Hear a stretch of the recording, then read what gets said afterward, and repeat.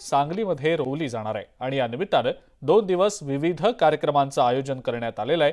उद्या सकाळी 10 वाजता मुहूर्तमेढ सोहळा पार पडणार असून या निमित्तानं 99व्या संमेलनाचे अध्यक्ष प्रेमानंद गजवी, नियोजित 100व्या संमेलनाचे अध्यक्ष जब्बार पटेल यांच्यासह सांस्कृतिक मंत्री सुधीर मुनगंटीवार, मंत्री उदय सामंत, सांगलीचे पालकमंत्री सुरेश खाडे, नाट्य परिषद अध्यक्ष प्रशांत दामले आदी मान्यवर उपस्थित राहणार आहेत।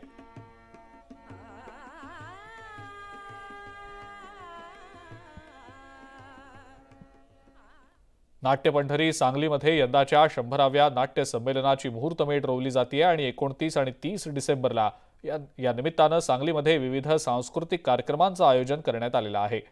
संगीत भूषण राम मराठे आणि नाटककार विद्याधर गोखले यांच्या जन्मशताब्दीच्या निमित्तानं त्यांची लिखित संगीत नाटक मंदारमाला हे नाटक सादर करण्यात आलं। विष्णुदास भावे नाट्यगृहात मुहूर्तमेढ सोहळ्याच्या पूर्वसंध्येला हे संगीत नाटक सादर झालं। यावेळेला नाट्यरसिक मोठ्या संख्येनं उपस्थित होते।